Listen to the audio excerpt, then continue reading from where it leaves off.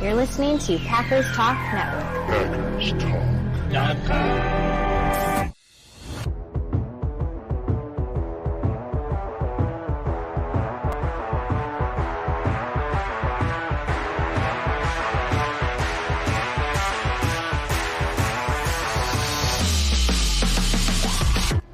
Welcome to the Packers Weekly Podcast, part of PackersTalk.com network. I'm your host, Miles Teddick, joined by your co-host, Tim Hamilton. We are diehard Packers fans that just love talking about the Pack. We're not getting into national sports media talking points and all that nonsense. We're sticking to football and we're sticking to the Packers. Diving into the top topics around the Pack every week, breaking down games during the season, and sorting through all the drama and the rumors of this here offseason. If y'all want to support the podcast, please spike that like button for us. Follow us on all the socials and subscribe to the Packers Talk YouTube channel. Those things help us out a lot and don't take much on your part. So please and thank you to all of our listeners and subscribers. And before we get started, some business from our sponsor, Wisconsin's own Ticket King. For over 30 years, Ticket King has been providing Packers tickets Packers tickets to Packers fans. You can find them on the web at theticketking.com or visit their locations in Green Bay and Milwaukee. For direct links to specific Packers game tickets, go to packerstalk.com/tickets or browse their website at theticketking.com. Good evening, Tim. How you doing, sir? Good evening. Doing good. How are you? Doing good. A little bored with football right now. Obviously, this is the part that we've talked about. When football season's in, we're grateful that we're not dealing in this part of the offseason. But here we are. It's like crossing a desert. So we're going to begin this journey together. We'll make it. We're all going to be okay. We get little bits and pieces of news every now and then that quench our thirst. So, yeah, man, I'm all right. Yeah, I mean it's quiet, which is nice, and like not having drama. It's not so nice for a podcast, I guess, but it's nice to have a quiet off season for a change. It is. It really is. And hearing all the right things out of OTAs, so there is just zero drama. We just got nothing. I need to tweak the intro there to sort through all the non-drama and non-rumors of the offseason. Yeah. But there's some things, right? So we do get a little bit of flavor for what's going on so far with OTAs happening and wrapping up. I misspoke a little bit last week. I spoke about them as if they were already done and they were still going. So I believe they're done now, right? No, they're still this week, and then I think minicamp is next week or the following week. Okay, so we still, next couple of weeks, we've still got a few things that we can possibly cover. Absolutely. We're not gonna go off and award anybody based on what they did in shorts. It is what I call the short season, right? So everybody's out there working out in shorts, and inevitably there's going to be a social media intern that posts a slow-mo video of somebody making a very average play and then claiming that they'll be in the Hall of Fame or win the MVP or something like that. And it's it's just that time of year. 'Tis the season. So we're not going to do that. But we can talk about real things, right? So one thing I think people have taken notice of and have talked about a little bit that is definitely interesting, and I think maybe just the beginning, like more to come, Jaire's new attitude, He's even like, we're talking about some shades, like he's got new specs on, right? He doesn't have, the things that look more like what I'm wearing. But he's still, he's got looking professional and kind of carrying himself very even keel in these interviews in the locker room. What do you make of it, man? It's pretty eye-opening. And he's saying all the right things. LaFleur has said all the right things about him.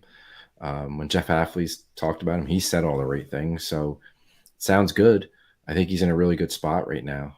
And to hear him come out last week and say he feels he's got to start putting the team before himself more now, that was pretty awesome to hear. That's something new. And I'm not saying he was a selfish player, but he's got confidence, a lot of it, and he should, and you have to at that position for sure. But sometimes he was bringing a little bit too much attention to himself, certainly last season. And now he kind of seems toned down a little bit. Like, let's talk about the team. And he's learned. If you go back and watch his, availability with the media last week or just read his comments, he sounds like a different player. Like he's just grown up and matured. I think he probably learned from everything that went on last season with, he dealt with injuries, but the suspension and everything that came from that, the talks with LaFleur and with Brian Gutekunst, they seem to have gotten through to him and made him realize he's got to change and he's got to start being more of a leader and putting the team first. And seems like that's what he's doing. I mean, he showed up early for OTAs. He's been there every day, really taking on a leadership role with Xavier McKinney in the secondary. So, and he's buying into Hafley's defense. And I know a lot of people want to connect the dots that he wasn't buying in the Berries defense and he wasn't happy with the prior scheme and the coaching staff.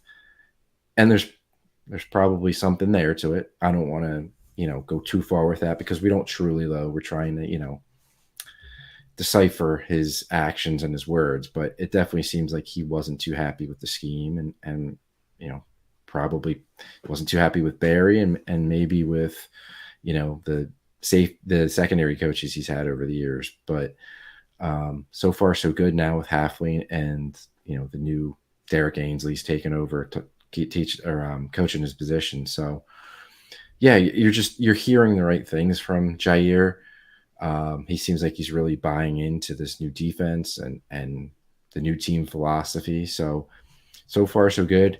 We'll see over time, what's going to happen and if anything changes. But it's, he's taking the right steps. He's making that progress, and it's a long way from where we were, with the whole coin toss thing, where when there were people talking about like they suspended him, will they even be able to bring him back? Will they have to trade him and all that nonsense that went on? Like that was always nonsense. Yeah, it was nonsense, but now there's none of that, and he's bought into this team, which is awesome. And if he can be focused and stay on the field, because health is a big part of that with him, he's one of the best cornerbacks in the league, and that's going to be such a huge improvement for this defense. And if Hafley can come in with his new scheme and be able to have a cornerback who can, essentially lock down one side of the field, like it opens up so many things for the defense. So yeah, so far it's great to hear, great to see where he's at right now, the headspace that he's in. It's encouraging, and you hope it continues, and you hope this is the beginning of, the new Jaire. Yeah, I definitely I'm on that train. I agree with that. We covered it a little bit last year when it was all going down, right? And there was one thing that got my attention when they suspended Jaire, and then LaFleur had his press conference, and he said something like along the lines of, we're better off than ever, between he and Jaire. Ja and I are better than ever. And I'm sitting here thinking, man, that's just not how it works, right? Like, you don't just get suspended by your boss, whatever, reprimanded by your boss, and you're like, cool, man, let's hang out sometime, like maybe we should get to know each other. You don't just feel better about that. There had to be some other give and take that we probably didn't get and never will get, insight into, but that was what kind of tipped it off to me. And I think, and what I said then, what I think the conversation was probably like, you call him in, it's probably LaFleur and Goot sitting there like, listen, man, you can't be doing this. We get it. You're pissed, right? Like, we get it. Things aren't going the way that you want them to with Barry, and the situation's not what you want it to be. We totally understand. But we're not going to have that solution right now. That solution has to happen in the offseason, and it will happen in the offseason. And we have a pretty good feeling it'll be something that you like, something that you'll be aligned with. And he, since then, has not shown a single sign of even, sarcasm, And so that's where, for me, I think that's what it was, is they leveled with him, like, we understand there's a problem. We have a solution in place. Trust us. We paid you. We want you to be here. Just tone it down and become a leader. And he's like, yeah, cool, I get it. And then they hold up their end of the deal. He sees that, and you see how he responds. If he didn't like the solution that was in place, I don't think you see the player you see right now. I think he probably, he would probably get quiet and look for his way out, right? So who knows? We'll never fully get the facts. Maybe there'll be like an NFL Films thing one day about Brian Gutekunst or something like that. But yeah, I think that it's a great sign because this is the first sign you're getting of him interacting with Hafley, with the other position coaches and everybody. If there was an issue, you would at least have some kind of like body language indication, something, right? Like people can put up a front. We've seen that before. But that's why I say pay attention to the things that the players don't have to do or don't have to say. Ja doesn't have to have glasses on that, look sharp and, maybe make him look a little bit more intelligent than the Willy Wonka looking ones he was wearing before. Not that I'm a hater. Look at me. I'm down. Let's have some fun and wear some goofy sunglasses. But it's a personal choice that he made, right? And I think that communicates something. So, quick shout out, our friend Chris jumping in. Good evening, sir. He says, "What's up, fellas? Best Packers show around." I don't know about that, man. That's high praise, but I do appreciate that. I do appreciate that. We'll certainly take it. But yeah, I'm pretty happy about this new job. I think obviously there's a lot to be seen still, and we will see it. But all of the opportunities that you've had for him to demonstrate leadership, it seems like he has taken them. So that is definitely a good sign. Some other things going on, though. I mean, just in general, it seems like there is a lot of excitement around the defense. Now, certainly as fans, it's easy for us to go, oh, somebody that's going to be aggressive and play press man coverage? Yes! All right! We got the Madden playbook we wanted. But, these are humans in the building. Real people have to come together and collaborate successfully, which, even for some of the most talented individuals is not an easy thing to do. So the question is it too soon to be this excited about the new defense? I don't know. I know what I think, but what do you think, man? Well, I mean, again, everybody's saying the right thing about they're going to be aggressive, but have you ever seen, not just in Green Bay, but anywhere where there's a new defensive coordinator, a new scheme where they come in and be like, we're going to be less aggressive. Oh, great. We're going to attack less. Like yeah. It's every new defensive scheme and coordinator is always going to be more aggressive than the last one. So I kind of take some of the comments. They sound great. We've heard all the defensive linemen come out and say how they're going to attack and they're not going to like read and react anymore. They just want to get in the backfield and have tackles for loss. It's awesome. It's great. Everybody's saying the right thing. But I mean, what do you want them to say? They're not going to say we're going to be more passive. So I'm excited. I think we have a competent defensive coordinator. I'm optimistic about it, but I'm also in very much, I'll wait and see. Like we've been down this road with too many coordinators before, so let's see what happens. But I'm generally optimistic about it. You're hearing current players say it. You're also hearing former players like Devonte Campbell talk about how the scheme was a problem and how this one's going to be much better for the guys that they have, making use of their personnel. I like Hafley. I think he's got the potential to be like one of those young, almost, I don't want to say under the radar, but I guess, he really was an under the radar coach. None of us even knew about him. Right. For a guy who was a head coach in college. Yeah. Come in, like, they might have found their Matt LaFleur of the defense, which I know that's saying something, but the potential's there. I'll believe it when I see it, and I have to see it on the field.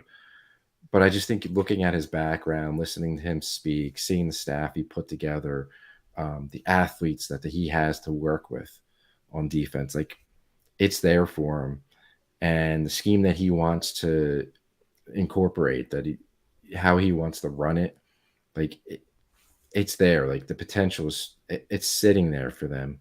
They have to do it. They have to, reach that potential. They have to fit in the scheme. He has to be able to manage those players and put them in the right situations to take advantage of their talents. But it's all there for him.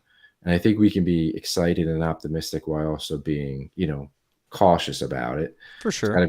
Because we've been hurt before. It's been a long time since we had a good defense. I mean, there's been a few long time. There was like even Rodgers had that one game. He's like, we got a defense now. There's been a few flashes of good defense, but we haven't had like that Dom Capers kind of defense that we got, in that Super Bowl run. And I've talked to my dad about this. I'll never forget. And most Packers fans, we can all probably relate, right? Let's set the feeling. The Packers are in the game, playoffs are on the line, and the defense has to take the field to get a stop. And your heart just kind of goes, oh no. Don't screw up. Mm-hmm. Don't screw up. Don't screw up. Right? Like, that's the feeling we usually get. And I remember that Super Bowl team when you got, Woodson and Collins and Matthews and Rodgers, just all these guys, and you wanted them on the field. I wanted them on the field. You know what I mean? I'm like, I want the defense on the field now. I want the game in their hands. I want the game in Charles Woodson's hands. And not that I didn't want the offense on the field. The offense had its exciting elements at that point too. But, we haven't had that kind of a defense around here in a while. And that I think you have all the potential in the world for that right now based on the players. We've seen, first-round pick after first-round pick for the last 3, 4, 5 years now on that defense. You've seen even some of these other guys, come in like Xavier McKinney and Preston Smith, and we've had Kenny Clark for longer than that. So, the potential is there from both angles, right? You got youth potential, you've got veteran potential. There's a lot there, and I think in a lot of ways this is very different from when Capers took over in 2009. And I remember then, the big thing, you had Aaron Campman, and for the longest time were the 4-3, and back when, your base defense mattered more, and, can Campman make the transition to the 3-4, and he tried his best and he couldn't do it. But you had that point where it's like, well, we knew Dom Capers was a pretty dang good defensive coordinator at that point. There wasn't much for him to prove coming into Green Bay. It was really, how does Green Bay and the players that they have evolve into this new 3-4 and and all of that. You had to reset the players, and there was a lot that had to be done. So that first season in 2009, you're almost looking at it like, you can't really expect the defense to be great right now. You can't really expect them to take the field and for this 4-3 thing to look all that awesome in year one. And it didn't, right? I mean, that's what it came down to. The Arizona Cardinals playoff game was a total shootout. I think is that still a record for the highest scoring playoff game or something like that? It might be. Yeah. That was nuts. But yeah, so you had that year, and so the reason I say all that is to set up like, all right, where we are now, what would it look like if things weren't going well? Like if this transition to Hafley, maybe it's like, hey, we might need some time for this to work out, because that's what it was when Capers came in 2009. It was the tone very much was like, hey, let's have some patience with this. We got to get these guys figured out. We got to, you had to get Clay Matthews and B.J. Raji in there, and you had to figure out who's going to, what, and all of that. So that's why I say is like, right now, is it too soon to be excited about this defense? Well, based on historicals, this seems to be, in a lot of ways, a much better transition happening right now. So I don't know that it is too soon to be excited, because that defense ended up being pretty damn good. We talk about winning the Super Bowl and all that. So no, I don't think it's too soon. But how excited can you be? What are you calling them, the best defense in the league? No, like I don't think it's outlandish to say they could be a top 10 defense, which is what puts you in Super Bowl territory, right? Like I think that's what the data says. Pretty much Super Bowl winners over the last 20 plus years. You got a good cheap running back, and you've got a top 10 defense, and you got a smart quarterback. So yeah, I mean, you got the players there, you got veteran leadership, you got youth and talent across the board. The coaches seem, not only Hafley, but the guys that he's brought in seem to have the right attitude. And as we're talking about Capers and that championship defense from back then, that was another piece that was kind of important. You had Kevin Green on that defense. You had Mike Turgovic, who was a defensive coordinator, now just D-line coach. That all of those guys that he had, and Joe Witt Jr. in the secondary, turning undrafted free agents into, Pro Bowl, All-Pro, Super Bowl winners. Those assistant coaches matter, man. So the guys they have in there right now seem to have a lot more already under their belts, already proven. They know kind of what they're good at, right? Whereas the guys of the past, the last few years, just I don't feel like offered a whole lot to be excited about. Now, that's revisionist history, Monday morning quarterbacking, all that. And it's easy to do, but that's to say that the guys that are there now, it seems like a noticeable difference. And obviously there's the video clips of the linebacker coach. I can't remember his name now. But all of that. So I am very excited about this for those reasons, right? It's not just that it's a change, it's something different, and hopefully it's better. I think that obviously we've all seen the obvious points, right? The press coverage, the more aggressive. But when you analyze what is actually happening on this defense right now, who's there for it, the potential is really high, right? Like good coaches, good players, and they like each other. There's a lot of potential there. Like that, things can go very, very well, very quickly. So the big thing is injuries. Injuries can hurt anybody, and you just never know what's going to happen when you when things go off the rails. So I think that's really what'll be telling. And we did talk about how early in the season you might need to have some patience with the defense. I think they'll probably have some games where things go wrong. You're going to have missed calls, miscommunications, guys figuring out tendencies of each other and all that kind of stuff. But we've seen how that works, right? We saw how the offense bumped along last season, and then just boom, here it comes. And they knew that they were capable of that. I think, doubted them a little bit, especially when was it John Runyon Jr. saying we could be like the Dolphins? I think it was. Yeah. Hey, man, we should go back and look at the stats from the second half of the season. You might not have been off. But still, so, have some patience with the defense early on, but – is this a defense that can stop some of those high-powered offenses in the league? The ones that are out there investing a fortune in their receiver, and some of the others. The Lions. Can you stop the Lions? They're a tough offense.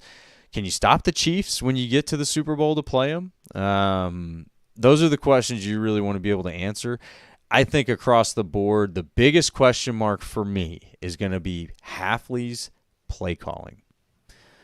We can see the players, we can see the coaches, we can see the aggression in camp and in practice and all that kind of stuff. But, man, when it comes down to it, all of that looked pretty good with Barry, right? We weren't complaining because guys were getting beat in camp. I mean, they had good practices. They had some good looks. He didn't know how to call a game, like at all. He was just sitting in, too high coverage, hoping not to get beat deep. And, bend but don't break, and eventually his guys will bail him out. Like, what is Hafley's philosophy in play calling? Like, what does it look like when his back is against the wall? Because that was one of the things, as again, we're kind of, looking back at Capers, that was one of the things I remember being my just one of my favorite things about that guy is when everything was on the line, pressure situation, he would dial up some crazy stuff. And it always seemed to hit just right. And you got the famous clip from the Super Bowl with Matthew saying, "Oh, spill it, pick it," and and he forces the fumble on Mendenhall. I think a lot of that has to do with Capers getting these guys in and knowing the predictability of an offense, and can Hafley do that? How well is he studying an offense and being able to predict what they do, and then getting his guys in position to maybe even have like, all right, we think they're going to do this, but if they don't, here, be ready to do this. Right. That's my biggest question mark. You've seen, again, the players across the board look great. Like you get, there's very little question marks. The coaches, like we said, looking pretty good. What happens when, he's in a chess match? That's my thing. Yeah, and I think part of that, too, is going to be how he uses his personnel. Like, Barry was very set. Like, Keyshawn Nixon's our slot. These are our two linebackers. These are our two safeties. Here, and you kind of knew how they were going to rotate their defensive linemen and their edge rushers. What does Hafley do with those guys? Because now they have a bunch of safeties that they brought in, McKinney, and then the 3 rookies that they drafted. They have linebackers, Cooper, who they drafted, Hopper, who they drafted. or Hooper. How is he going to incorporate those guys? Is he just going to line up and say, "Yep, this is my slot corner. These are my two safeties, and we're just going to play that way every week"? Or is he going to look at it game by game and say, "We like a certain matchup with Javon Bullard coming down in the box, or Javon Bullard covering a safety, or somebody else playing in the slot, or we're going to use Cooper and Quay together a lot this week, whereas next week it might be 3 linebackers." Like, how are you going to mix and match your personnel? Because Barry just kind of sat with the same guys in the same roles, and you kind of knew what to expect. So can Hafley, change it up and make the best use of all of his players? And, from a game planning perspective, make it tough for the opposing offensive coordinator to know what he's going to do and how he's going to use his guys on a week-to-week basis. And then within a game, how can he change things up? Like, if something's not going well or somebody's struggling, Adapt. Right? How can he adapt? Yeah. So that to me is going to be huge. And then I think just being complimentary on defense and knowing that if it's 3rd and 7, let's not have our cornerbacks 15 yards off the ball. Like Situational awareness. Yeah. Yes. If it's 3rd and 1, let's not just have 2 defensive linemen out there. Like, they might run it on 3rd and 1. Maybe we should kind of stack the box with some more guys. Like, just the situational awareness, the game awareness, that has to improve. Like, that just drove me insane. Of the many things that Barry did that drove me nuts, that was one of them. Like, it's 3rd and 3. Why are the cornerbacks not even on the screen? Like, what is this? And time after time. That was just, I think everybody, that was one of the reasons I called it out about Jaire, because it's his, to an extent, DBs, man, like, your pride's on the line, right? So if your coach is putting you in a situation to look foolish, that's tough, man. That's tough for anybody to keep their cool on that. And it sounds so basic, but the Packers failed at it time and time again over the 3 years with Barry. So, like, Hafley's got to be an improvement over that, right? Like, so it's the situational awareness, the in-game adjustments, and then just making use of your personnel, because I think we've been talking about it since the draft. They have a lot of competition and they have some versatility on defense. So, like, let's make use of it and not just say, all right, these are our 11 guys and they're going to be in the same spots week after week and we're just going to play. Now, I mean, if they're all playing great and you're, sure, but in reality, like, you're going to have to mix and match and, find the guys who match up. Maybe you're playing a team with a very good tight end that week. Like, so who's going to cover that tight end? Or you're playing a team with bigger receivers. How are we going to, match up with those guys? Or a really good slot receiver who gives you the best coverage ability in the nickel to match up with that guy. So I just think you got to be able to change each week. And LaFleur talks about that on offense and with the team. With the team overall, but he talks about that on offense. You got to do it on both sides of the ball, and you got to be able to complement each other. And that's where this team has really fallen short over the last several years, is just being drugged down by the defense and not being able to have that full complementary football, or having a defense that picks you up when you need it, when your offense is struggling in a game, or you just need a key stop, or you could really use a takeaway. The defense just always seemed to let you down at those points. Yeah, there was a point where they were kind of holding their own too. I mean, the first half of last season, they were doing just enough. It's like, oh, all right, man. Like, they held it in there and they made the offense look okay. But yeah, you're right. Like, just when you needed them, it's just like, oh no, they're not there. Yeah. Yeah, so that I think, it seems like has to be better than Joe Barry. I mean, really, that was Joe Barry's main downfall: situational preparedness, awareness, inability to adapt. Play calling. I mean, we can come down to that. Excuse me. Let's take a second here. A couple shout-outs. We got Matthew Tan jumping back in with us. Good to see you, friend. He said his friend Carly loves the show. Shout out to Carly as well. Glad that y'all are jumping in with us. Good to see you. And then we got Jensen here. What's up, guys? Great offseason so far. Do you expect Carlson to have a bounce-back year after a rough rookie year? Well, you're talking to a couple of optimistic people, so my answer would probably be yes, especially because they have competition in there right now. How real is that competition? We won't know until it really plays out. But any competition, I think, puts pressure on somebody. That seems to be the theme that Goot is going with. So, I think he bounces back. I think if he doesn't, he totally breaks.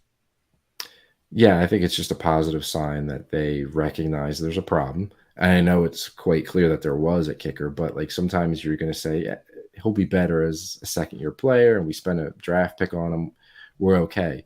They recognize there's a problem because there's 2 guys on the roster. They're carrying 3 kickers on an offseason, which, it's a 90-man roster, but 3 kickers is a lot. I don't know how many teams are doing that right now, but they might be the only one that has 3 kickers.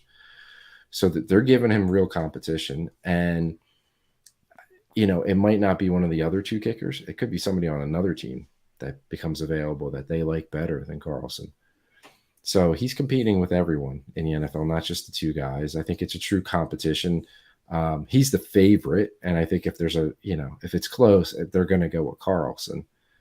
But it's at least, motivation for him, and he knows, his job's on the line. He's got a competition in-house, and he's got a competition to be better than any kickers that are potentially available. So, yeah, I mean, I think if Carlson struggles and they don't feel like one of the other 2 kickers on the roster are the answer, I think they're going to look to other teams and see who, is maybe come available at the end of the preseason, whether through a trade or, a cut down time. So I'm hoping he can bounce back. And I think ultimately he will be their kicker at the start of the season. I'm optimistic. We'll see. But so far, so good. And I like that they're at least taking the approach to challenge him. When he's really competing even outside the NFL, right? Because there's a couple UFL guys that apparently have been pretty impressive. Yeah, I've seen that. So, heads up, man. The competition's everywhere if you're a kicker. Yep. But yeah, I think we're both pretty optimistic he'll bounce back. And when you looked at some of those kicks, if you paid attention to last season, you really watched him, and you didn't just grab the box score or whatever. You can see the talent. I mean, there were a few that he just drilled. They looked like they'd be good from 70, and I remember going, "Oh, okay, I get it." And these coaches have been pretty good at getting talent out of guys, and we'll see if they can, but they clearly see some pretty high upside in him. So that's what I would be excited to look for and find out. But you're not in a bad situation, with the Packers at kicker, I wouldn't say. I wouldn't say that, we need to be sweating that or worried about it or, that's going to, lose games or anything like that. I don't think that's the case. I hope not. I think whether it's Carlson or not, whoever wins, I think will be solid. So we'll see. Because to your point, it might not be somebody on the roster right now. We got Tyler jumping back in with us. Tyler Straber, good to see you, man. Last year's defense was cancerous. Just look at how Devondre Campbell acted since he left. It was toxic. Hafley allows everyone like Jaire a clean slate. Good things ahead. Yeah, I mean, it does seem like guys are very happy with, the off-the-field situation, right? Like, and I'm sure plenty of us have experienced a bad work situation where you're just like, you just don't even want to go in the office. Like, can I just not today? I definitely feel like there was some of that, and I think there was some damage control being done the second half of the season by the coaching staff, by LaFleur, the outpouring of he's such a great guy, and it's like, yeah, we get it, guys, but he could still lose his job for not being good enough, and that's why we're not here to rag on Barry or anything like that. Just, we do get back around to beating up a little bit on how bad that defense was, but it is what it is. He's a good human, and I'm sure he's got another coaching job somewhere. Didn't he land somewhere as a linebackers coach? Yeah, the Dolphins got him. Yeah, so he's fine. We hired their linebacker coach, and they took Barry to coach theirs. You kidding me? That guy went from Green Bay to Miami. He is doing great. Living it up. Yeah. He just traded his ice fishing for the beach, so he's doing fine. Less pressure too, man. Being linebackers coach, I've heard he's a really good linebackers coach. So anyway, yeah, I agree, Tyler. Good things ahead for the defense. We both talked about Jaire's attitude a little bit already, and I think it really is a good sign. Like I say this all the time, like a broken record. Pay attention to the things that people don't have to say and don't have to do, because that usually tells you a lot. We got R. Showers jumping back in with us. He said the other side might be that Devondre played hurt. Everyone was, made excuses for Barry. Devondre may have had an excuse to be bitter or a cause to be bitter. I'm with you on that one, R. I did lean more sympathetic towards Devondre Campbell with what was going on. I think it's easy to pile on guys, especially he made himself an easy target on Twitter. But, yeah, I mean, playing hurt, there is kind of a badge of honor that comes with it. But as fans, we got to be aware that these are humans, right? Like, when we do something, we kind of limp around. Like, shoot, man, like I went for a run yesterday, and I'm kind of like limping around here, and I was like, oh, man, these guys, they're out there running around with serious injuries, and they're trying to, compete with some of the world's best athletes. It's pretty intense. So there is some stuff that happens when you have an injury. You lose a little bit. You lose a little bit of ability. You hesitate more, whatever it is. But he's also doing a noble thing and saying, look, I'm going to tough it out, and I'm going to be out there and give us the best chance to win. And I think a player like that, that's what he believes. He's not going to look at the guy behind him and say, all right, man, you got it. Like the guy gets to that point because he's a fierce competitor and believes that the team has the best chance to win when he's on the field. So I think that's what you get from, a guy like Devondre Campbell playing with injuries. And I think what he probably had the biggest grievance about is that he wasn't getting a lot of cover from the coaches. It really did seem like he was being put in bad positions and not really getting much support from the other side for his less than stellar play. I don't know. What do you think, Tim? Yeah, I think that's part of it. I mean, he was definitely hurt, and he was trying to play through it, at least at first, and he was struggling. And the injuries certainly are a part of that. And he, Barry's scheme and how he was being used is another part of it. But at the same time, he just looked really slow, and there were too many missed tackles. There were too many missed assignments.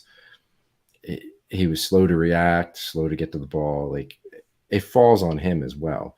And I feel like he's trying to deflect that and blame it on Barry and his scheme and on the injuries. And I think, at least during the season, that's probably part of why, like, I think he had a tweet or whatever during the season, and after that he missed a couple games or he shut it down with his injuries. I think he felt like, I'm really struggling here with this injury, and then I'm struggling on the field. Like, you guys need to, like, protect me here, like, come out and take a bullet for me. And it's like, well, if you're healthy enough to play, then you need to play better. And I get his perspective. He's injured, but if you're on the field, that's what you're going to be judged is. You're on the field, like, you're out there. You got to play better than you are. So I think everything kind of goes together in it. He struggled. The scheme didn't help him as much as it could have, and he had injuries. So, like, all kind of factored in. Ultimately, like, I think they were right to move on from Campbell. I have no problem with that move. I think it was the right time. Time will tell. We'll see, what he does in San Francisco, if his body holds up, if he's better in a different scheme with a different coordinator. That might tell us what we need to know. But it wasn't all Joe Barry as far as Devondre Campbell's play. That he's got to take responsibility, and I feel like he never really kind of took it on his shoulders. It was always the injuries or Joe Barry's fault. And it's like, yeah, it played a part, but you got to accept it as well. So, I don't feel. I think they made the right move ultimately. Yeah, I agree. But maybe he proves us wrong and he goes to San Francisco and plays really well. It's possible, but I think both things can be true. Yeah, I still think they're right to have moved on. Yeah, I think both things can be true, and it's kind of funny. You basically read Tyler's comment without intending to read it. Okay. But Tyler says that's a fair point. Unfortunately, the reality is if you're healthy enough to get on the field, you're going to be judged on your play. Absolutely, that's fair. Is it fair? Is it not? I think it's fair for sure, and I think that the players would agree with that. I think the really these guys know they're fighting for jobs and they hear noise and they probably shouldn't listen to noise in some cases. Like I said, Devondre did make himself an easy target on Twitter. But at the same time, he's also giving us insight into things that very few players or coaches are willing to. So, I was really grateful for some of those rants because, it was interesting. But, yeah, and sometimes that happens where it's kind of a perfect storm, right? You got the coaching's not going great. You're also injured. So there's two things that you're trying to compensate for at the same time. And that's not going to go well. That's why I say two things can be, true. I do think Devondre Campbell still has that all-pro form in him, but you need more than just the ability to get on the field for an all-pro season to happen, right? You need good support around you. You need good coaching. You need to be healthy. You need a lot of things to go right, for that to happen. So will he go over to San Francisco and be an all-pro? I don't know about that, but, after seeing Oren Burks go over there and start to put up some impressive PFF grades, like, hang on a second, what are they doing over there? So he might go over there and look really good. We can't be totally shocked by that. And, is that an indictment on the Packers front office if he does? No, I don't think so, because I think that there was a lot more than just last season that goes into it, and they knew a little bit about their scouting and drafting plan. Obviously they can see who these players are. You make a decision about what direction you want to go. Do you want to stick with this guy and hope that he gets better? Or do you want to invest, in the youth at this position while there's an opportunity to do so? And there was definitely a good opportunity to do so. So I don't think that was a hard decision for them to make. And yeah, I agree it's the right decision. Even if these guys at linebacker this season don't look great, if Cooper doesn't look great, whatever, I still think it's the right thing to move on and invest in youth because they're doing it basically across the entire roster. So if you're going to do it. And so they did. Matthew Tan jumping in here said, "Can I meet you guys at the Packers Rams game? How do I find you there?" If we ever find a game that we can actually both make it to, we'll have to do some kind of Packers weekly meetup party or something. That'll be a lot of fun. I don't know about you, Tim. I probably won't make it to the Rams game. I wish I could say that I would. That's in LA, so. Oh, it is in L.A. Matthew, you're going to L.A., man. If anything, we're going to Lambeau. That's where we got to meet up. L.A. would be pretty nice weather-wise for that, but yeah, no doubt about that. Won't be going out there for that one. No, that's even further to travel. And I think it's more expensive. But no, I think if we did something like that, it would definitely have to be a Lambeau game. Who knows? We guys, we're barely we're not quite a year into this podcast, so.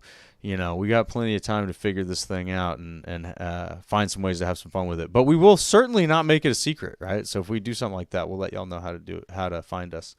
And then R jumping in with a point. Devondre wasn't the only one who underachieved. Very good point. Wyatt was a big one. Jaire had a down year. Savage didn't get any better. Plenty of that could have been scheme. I think a lot of it was scheme. I think a bunch of it was scheme. For sure. The scheme played in it. Like, I don't want to get into every player and what they did with Barry. So the scheme definitely, I'm not trying to defend Barry. It was a huge thing, and it played into the overall team defense and individual performance for sure. Jaire was hurt. He missed 9 games. And then when he came in, I don't think he played that well. And I think part of that was scheme for sure, but I think he just didn't play well. Yeah. But his was injury. To me, Wyatt was better than he was as a rookie, and I think he left probably a handful of sacks on the field just because he couldn't get the quarterback down. He either missed them or ran by him or whatever the case may be. That to me isn't scheme. He's got to learn how to finish. And he flashed. And I think the new scheme, if they're truly going to ask him to attack and get in the backfield, I think that's better for him than being more of a read and react scheme than Barry. But I don't think Wyatt's performance last season was necessary Barry's fault. I think if he would have made the plays that were there for him to make, we'd all feel a lot differently about Devontae Wyatt right now. So Okay. yeah, That's I fair. think he can be better in a new scheme, but the plays were there for him regardless of the scheme last season. And then I don't know who else he mentioned there. Oh, Savage. Yeah. I mean, Savage proved over the last 3 years that he just wasn't a reliable safety.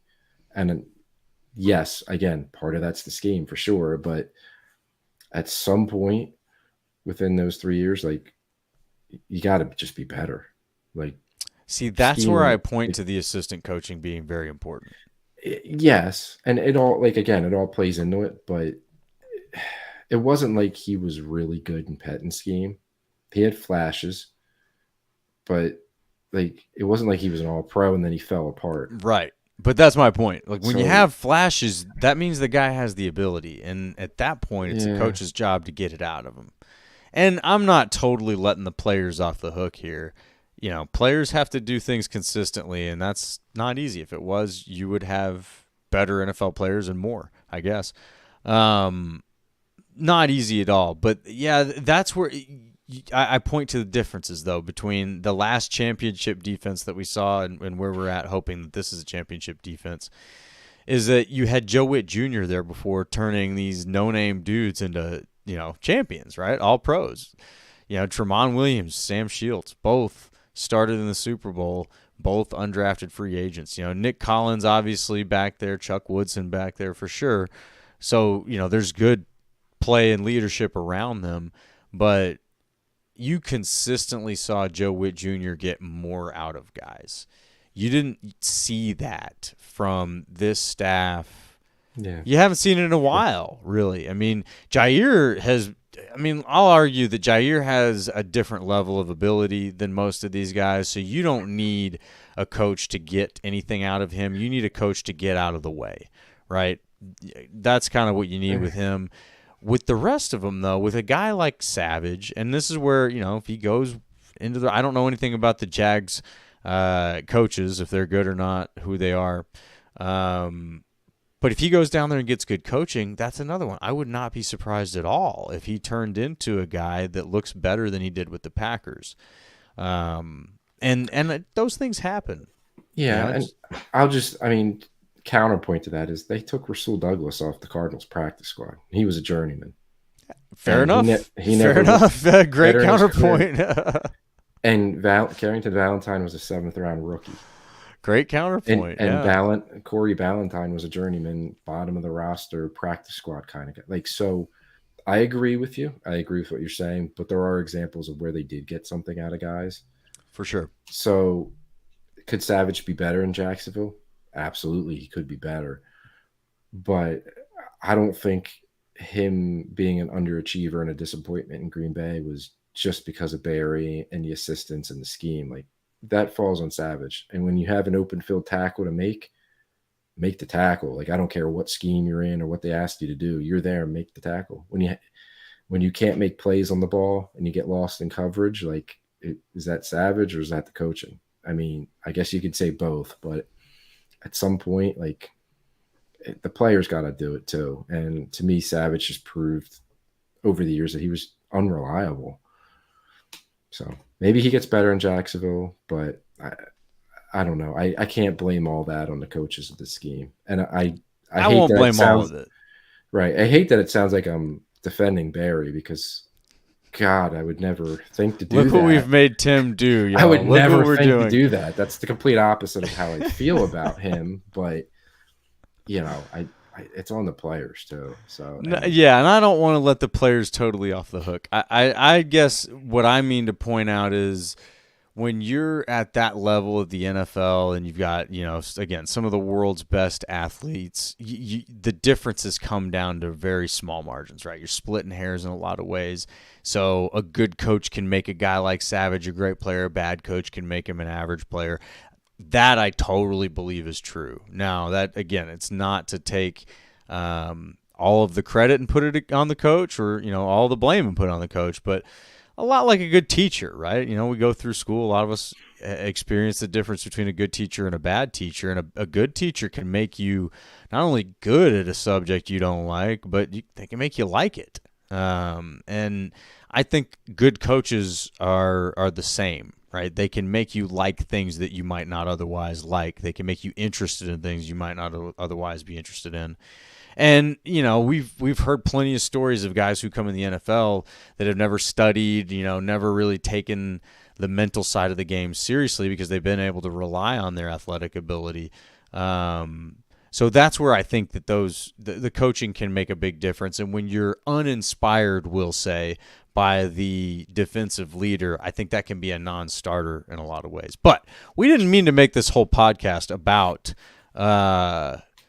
Joe Barry. I see R's comment down there. We didn't mean to make this whole podcast about Joe Barry. We got a couple other things we can get to, but I do appreciate the back and forth y'all are having. You got some good points in the comments. We got another one from Jensen I wanted to bring up. Even though Jacobs is more of a bell cow back, do you expect our offense to split his carries as much as they did with Jones? That is a good question there, Jensen. I think now that we're shifting attention away from the defense and over to the offensive side of the ball, we haven't really talked about the offensive side of the ball much. And this is a good segue because we've got another story to talk about with a particularly large contract that just happened in the division. But with this, one thing that I will say about this, and a point that I made, I think maybe in our last episode, what Jacobs does for this offense, I think, is very similar to what Jones did, in that he gives them the ability to use him in multiple ways. So what this offense becomes is less about balancing between 50% run, 50% pass. You want to. I think what you need to look at it more as like a chessboard, and LaFleur has maybe more pieces, viable pieces, than almost any other offense. Now, I'm not saying he has the best pieces than any other offense. I'm saying that he has more. The depth is ridiculous, right? You're 3 deep at running back. We'll say 2 deep at tight end, but maybe even deeper than that. I'm going to say 6 deep at receiver of guys who you can trust to be in the game to make a play. And in that group of guys, you have varying skill sets that are a nightmare for defenses. So you can use Jacobs in a lot of different ways that is going to be a problem for defenses. Certainly you can use him in the bell cow kind of way, get him in there, pop him early, take those 3 to 4 yard gains, and make defenders tackle a guy they don't want to tackle. But in the same drive, you can have him out forcing guys to run sideline to sideline, getting him involved in the swing pass or the screen game, or somebody else. You've got the game of deception, I think, is going to be the most fun. I'm kind of dominating this here, though, Tim. What do you think? Yeah, to get back to Jensen's question, I think they are still going to split the carries. I don't know if it's going to be quite the split or quite the extreme split that they had with Jones, just because I think they were so worried, because Jones is a smaller back, about just keeping him healthy and keeping him fresh. So I think Jacobs can take on more of a role, but I don't think he's going to get anywhere near the touches or carries that he was getting with the Raiders. I think they will split up the carries and stay with the rotation. It might be more slanted towards Jacobs than it was to Jones, just because Jones is a bigger back and can take more carries and take more punishment than Aaron Jones. I think you'll still see A.J. Dillon, and you're definitely going to see Marshawn Lloyd too. So, yeah, the rotation will be there. I just think it might not be as extreme as it was with Aaron Jones, who was a smaller back. Yeah, I think the rotation will look different, but I think it'll be based on skill set and scheme. They're going to have a base offense, right? And it's in there. It's not going to change from what they did last year. But you're each week going to have different emphasis on different things based on who you're facing. You're going to approach the Dolphins different than the Bears, So that's a way I think that I would look for them to approach that split. It's going to be, what do you have to do to win this game? Do you need to get guys out on the edge? Do you need to go right up the middle at them? Yeah, and how did the rest of the offense fit into that? I see down here R with a real good comment on this one. I want to see just one time us use the power I formation with Dylan in front of Jacobs. Just that old school John Robinson, Eric Dickerson shit. I love it, man. I would love that, and I would not be surprised by it. So when I made the comments that I think the most fun and maybe the most interesting part of all this is going to be the deception. What you could get from that very quickly and easily is one play, that power I, and even think about your two tight ends, right? You got Tucker Kraft on one side, you got Musgrave on the other. And you've got speed on the outside, you got Watson on the field. You could go from that power I real quick to a spread in back-to-back plays. And that would be a threat, a big one. So think of it that way, because I think that's how LaFleur is most likely to get in his bag, so to speak, right? Is you want to set a defense up to have players on the field that if you were to switch up your formation and go from a power situation to a spread speed situation with your same personnel, it's a problem for them. And he started doing that last season. We saw some of it where he was trying to scheme a certain defensive package onto the field and catch them and keep them on the field to exploit certain vulnerabilities there. That's what is really fun about this, right? Is you've got these guys, to your point, Tim, Jacobs is a big guy. He can take a beating, and if you do line up in that power I situation with Dylan in the fullback position, that is going to be a problem for a defense that isn't as heavy. You know what I mean? And they're going to have to acknowledge that, and they're going to have to, stack the box. And as soon as they do, Christian Watson and the speed gets to play on the outside. Musgrave, right? Like Musgrave, send him straight up the field. And so that, to me, is what is the most fun to think about, is all the different elements of talent and ability that these guys have that you don't typically have mixed together. So there's a lot that could still be done. We're at the very beginning of this journey, and there was let's see here, we had one point, Tim, Wisconsin. Tim, thanks for jumping in with us. This is not Tim Hamilton, of course, typing his own comments in here. So I don't know how the Pack can keep all this talent. That, Tim, is a great way to segue into what we really, kind of the title of the episode, where we were talking about Justin Jefferson's contract.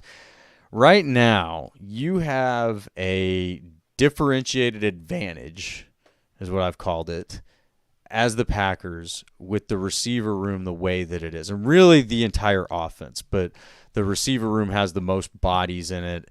The tight end room kind of fits right in with it because they've got a bunch of youth in there on rookie contracts. Really, the only room that has big boy contracts in it is the running back room. Obviously, the QB room soon to be. But, I think it's a great point because I don't think they can keep all this talent. So what we really should be excited about is you've got this year and next year where this core is here, right? And after that, things get a little dicey. But this season and next season, you got 2 seasons where the core of this team is gonna be here. The offense is already installed, right? The quarterback's installed. Like, the things are in place.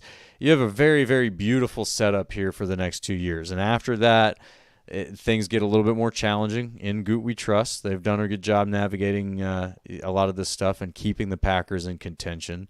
But we can buckle up for the next 2 years because these guys aren't going anywhere, barring injuries, right? That's the unforeseen for everybody.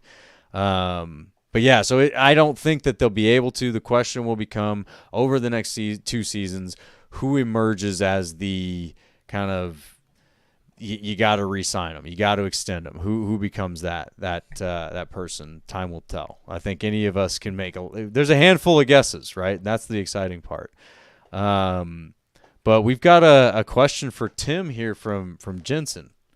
What do you got here? So that's why we have to win all these not a question, but a comment. That's why you have to win all these players while they're still on their rookie deal, is exactly what I was saying there. And then Sam here saying, hey, fellas, if we end up having too much talent to pay, we make trades and receive that draft capital, keep our very best, and pay them. Right on, brother. Thanks for jumping in with us, Sam. Great point, and that's what I mean is the front office has been pretty good at navigating these situations. You know, if you rewind a few years and you look at what Gutekunst really walked into as a new GM, first-time GM, you've got to deal with how you're going to transition away from Aaron Rodgers. You've got to deal with how you're going to handle Devante Adams.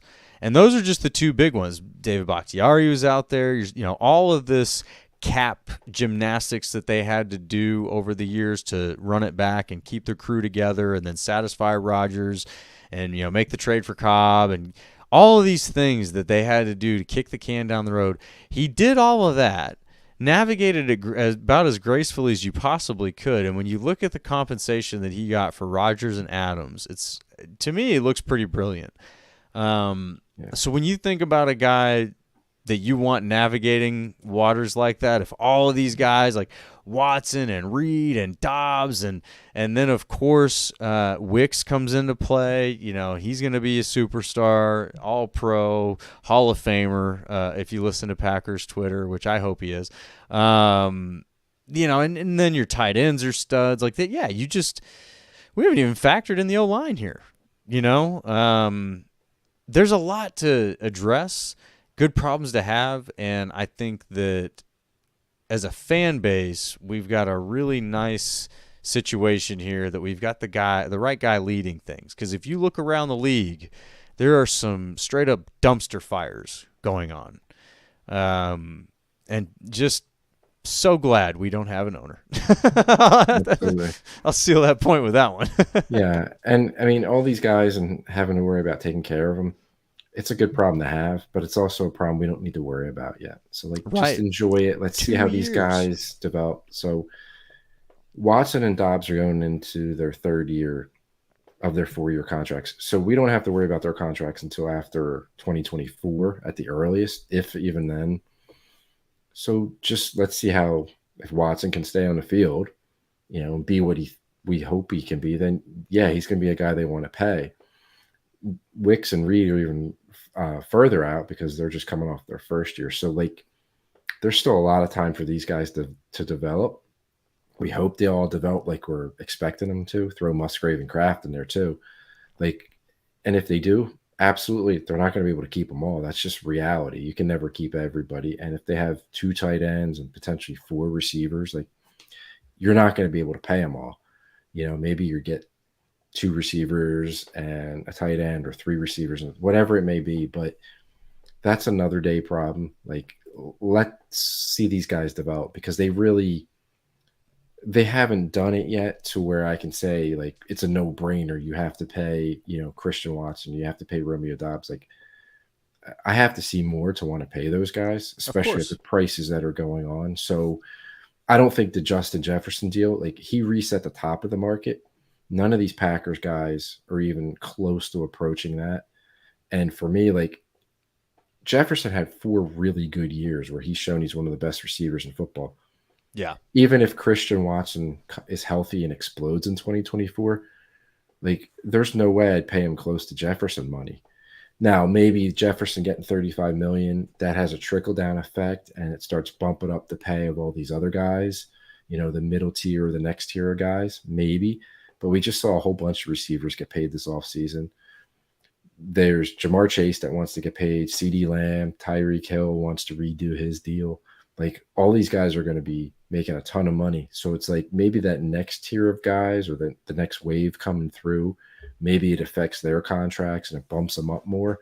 But I don't think anybody that the Packers are going to have to pay a year from now, 2 years from now is going to be at the same level that Justin Jefferson just got paid at. Like, it's just they haven't accomplished enough at that point compared to what Jefferson's done. So, yeah, that's a long way of saying they're not going to be able to keep everyone. That's just reality. But it's a good problem to have if they have a lot of guys that they have to pay. It's going to be tough to decide who gets paid and who you keep and, you know, making future plans. But that's an awesome problem to have. We've seen their ability to draft receivers. Not in the first round, we don't do that, but they can draft receivers and develop receivers. And it seems like every year of the draft, there's just always good receivers now. Like, it's just a position where you can go and draft and and there's plenty of guys available. So the developmental path of receivers starting in high school to college, like those guys are every year. I feel like it's a good receiver draft. So I think the Packers will be fine, like just reloading. If they have to pay 2 guys or 3 guys, they can stack the roster with guys that they continue to draft and load up. So, and that's another thing.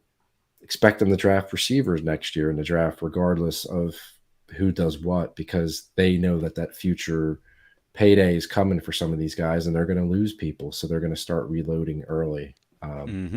So it's a good potential problem to have if you have a lot of guys to pay. But I also think there's some smart, obvious solutions for the Packers and how to handle it. That's nothing that, as Packer fans, we should be worried about right now. Like, the day's coming, but just have trust.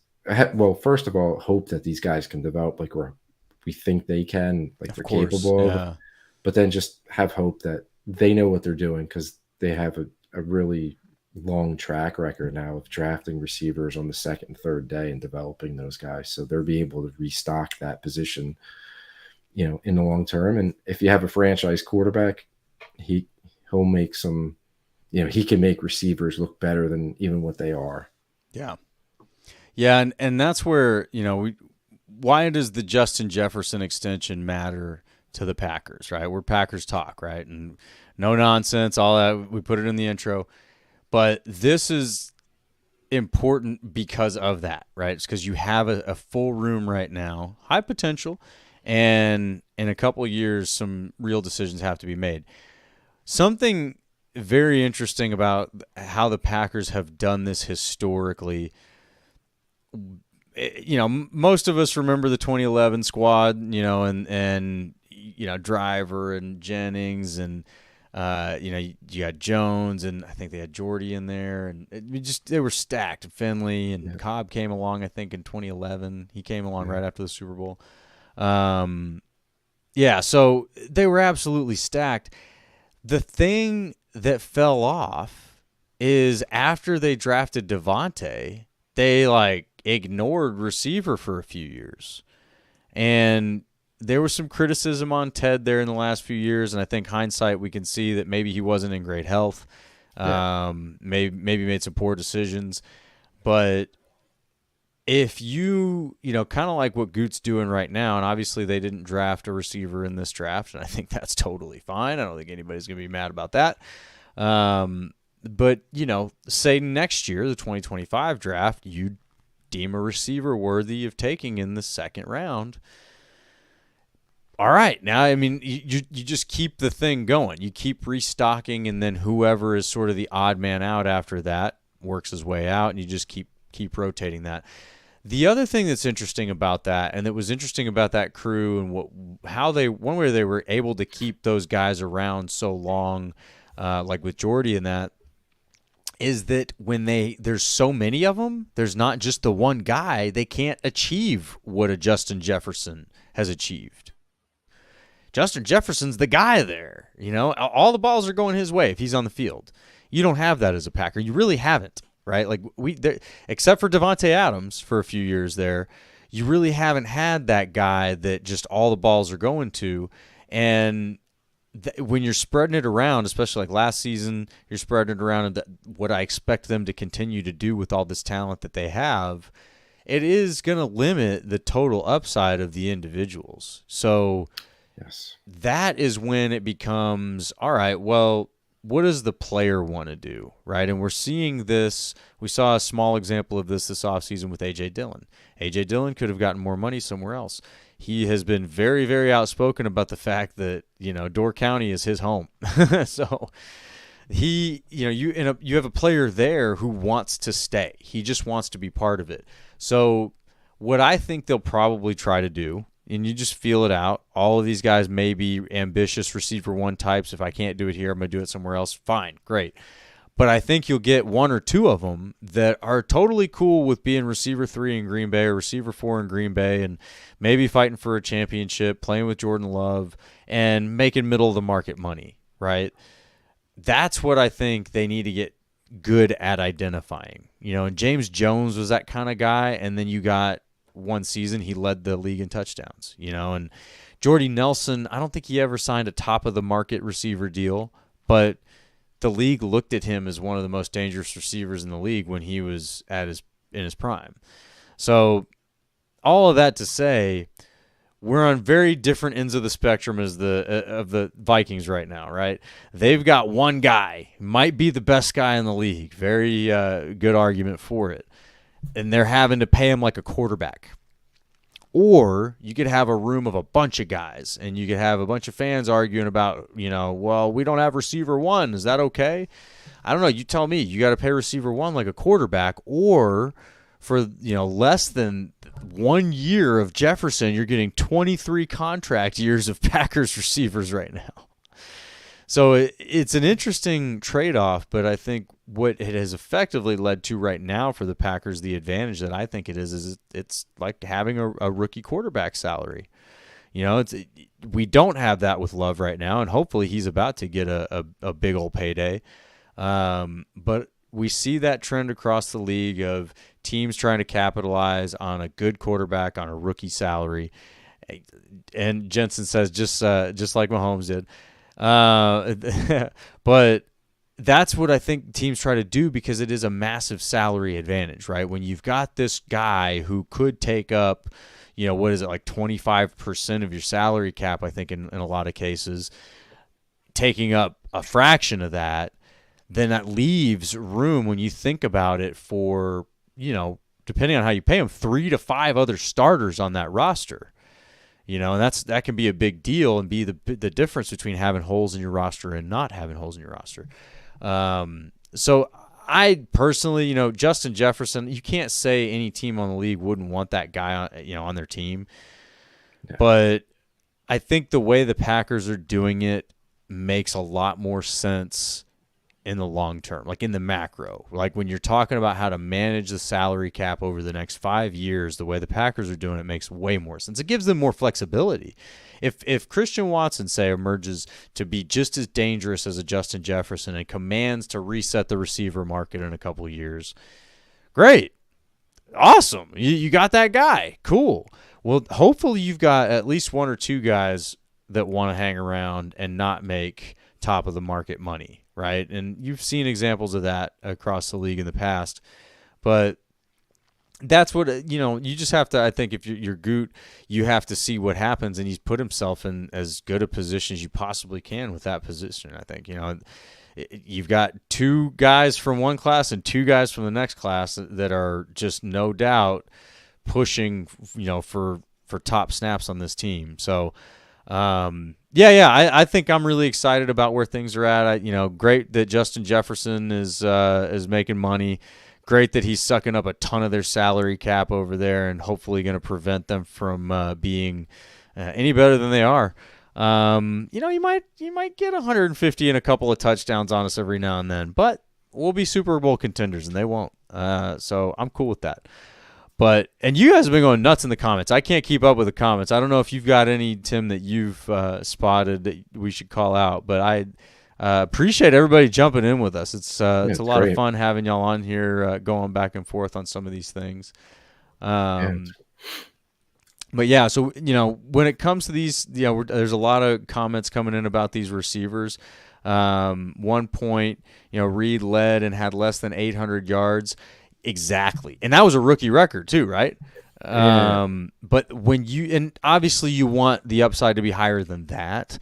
But the point is that he wasn't, it wasn't an indictment on how bad the offense was that your leading receiver had less than 1,000 yards. It was just like, look down the line. They're everywhere. Again, 2 tight ends that can command snaps. And then receiver 1 through 4 definitely should be on the field if you can find a way to get them on the field. And then 5 and 6, they're pretty good too. You can trust them. You kind of want them on the field. But, more than 1 through 4, I don't know.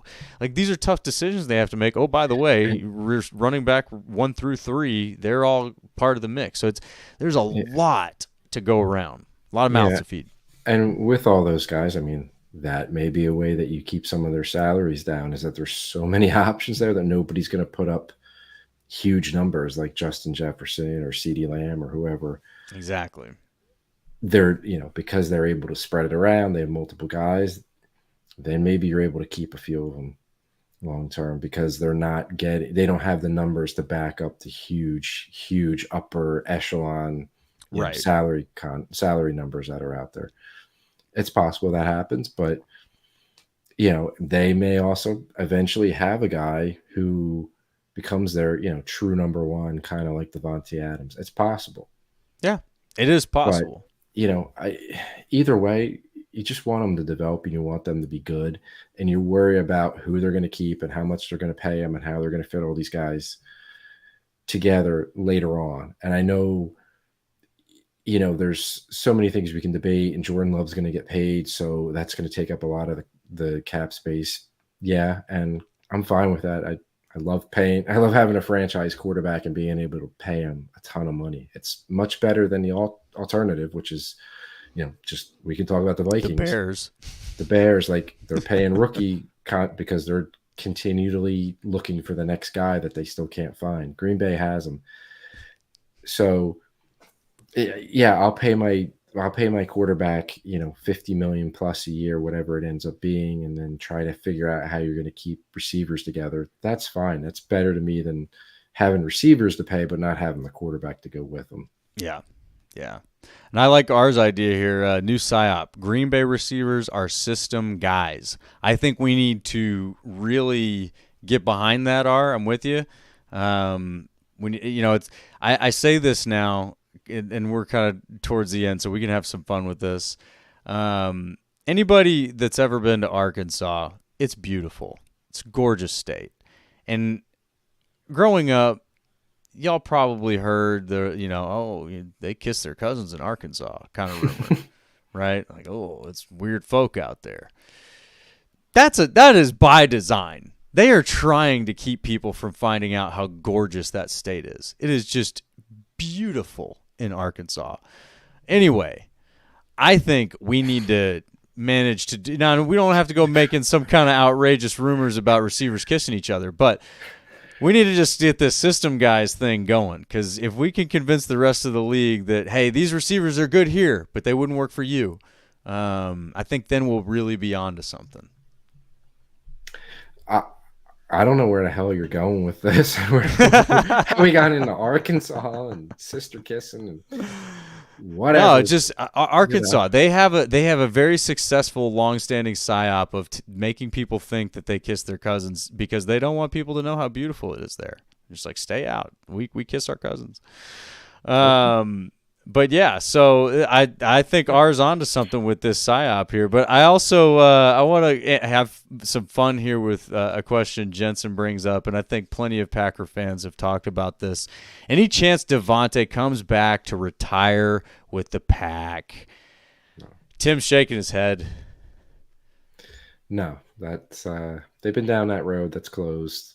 He's not coming back. I know it's it would be cool to see. He could be the older leader for this young receiver room and all that. But no, I don't think he wants to come back, even though he'd have a much better quarterback situation. I think he's closer to home where he want it to be. He's making the money. I don't think the Packers would. Honestly, I don't think they would want him back. As crazy as that may sound, I don't think they would want him back. I don't know. They've done that a few times. They brought Amon Green back. You brought Randall Cobb back. Maybe if it's a couple years from now and he's really kind of towards the end and they could get him cheap and they had a specific need for him, maybe I could see that. But I think it's highly unlikely. I think, unfortunately for Devante, his career took a turn that might prevent him from achieving his goals. He talks about that a lot, right? Like, I've got, goals for myself. I've got, certain expectations for myself, things I want to achieve. And without, a capable quarterback, I think some of those goals just aren't possible. But as long as he can strap them up, he can win a championship. So I don't think it's something that could happen this season. But what I think is probably the best chance is, he's obviously out there in Las Vegas. I don't think he wants out of there right now, but he doesn't have much of a quarterback situation this season, so we'll see how that plays out. He's on the wrong side of 30. He's expensive, and he's not going to get, another contract like Justin Jefferson and these guys are getting. No. So I think if you're Devante, another year or so, you might make a business decision about trying to win a championship. And the Packers are in that window. What would make sense for the Packers to go out and get him in that situation? Injuries. So Dobbs goes down, Wicks goes down. Now, the reason I use those two is those are probably your closest comps to Devante Adams on this roster, and both are, that Z-type receiver. All of a sudden that makes a little bit more sense because you need someone in there, to pick it up. But it's got to be the right deal, too. They're not going to go out and, pay a big contract for him. They're not going to give a bunch of draft capital for him. It's got to be something that makes sense for the Packers. And, here's what I will say about Devante is I don't think that his ability will drop off as dramatically as others on this side of 30. Just the character seems like a guy who just is a workaholic and won't stop. And, there's been guys like that who will, what was it, Darryl Green was running like a 4.4, 4.3 40 or something like that when he's like 40 years old. Yeah. Jerry Rice had a tremendous career after 30. I can't remember if this was true or not, but I believe it was that he had more All-Pro honors after 30 than before. It was something close to that. So there's guys that have done it, and with the right mentality, it can be done. I just think the stars have to really align for that to happen, short of it being like the token contract where he just comes and handshakes at Lambeau and says he's a Packer. But yeah, I don't know. Let's hear. Let's go to the comments. Does anybody else have we got Tyler says too expensive, probably. Yeah. And Matthew points out that Jacobs is trying to lure him back, and I think that is respectable, but at the same time, there's just a lot of things that have to happen, both sides, for that to be possible. So I don't know that Jacobs has enough pull for that. But, R points out Adams might have cost himself a gold jacket.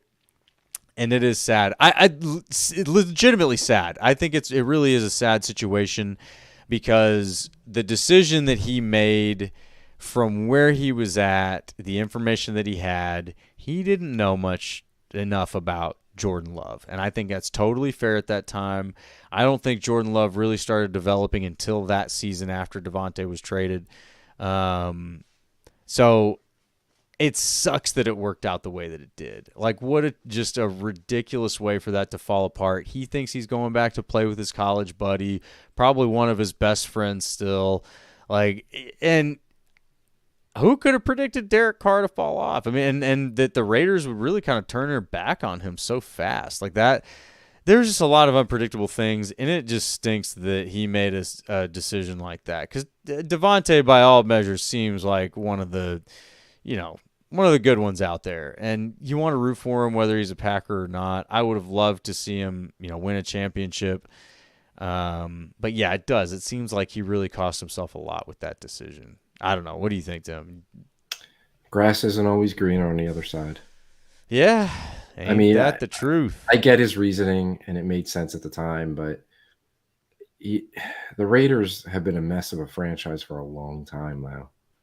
And I know they had, Josh McDaniels was new and the GM was new, and it was like maybe they're turning the corner, but I don't know. It just seemed like that he wanted to go and play with his buddy Carr, and that made sense. But the fact that they got rid of him, by the second year, they had already moved on. It was pretty fast. Yeah. So, and in a way, I don't think he should have been that surprised. It's not like Derek Carr was some all-pro future Hall of Fame quarterback.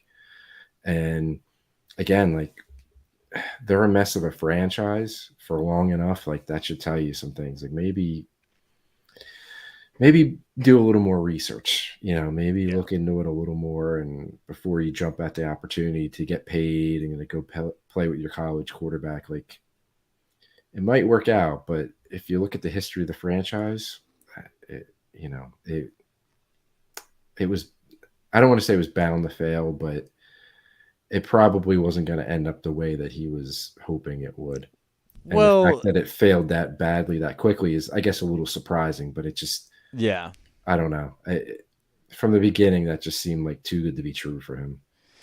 And that's where I think, there was a little bit of a bias blinding him, for Derek Carr as far as, that's my buddy. We played together. He was good then. He sees this as a guy who is good enough to throw him the ball. They have chemistry and, they know each other and all of that. But, man, you got to step back and, look at Aaron Rodgers versus Derek Carr. You can't.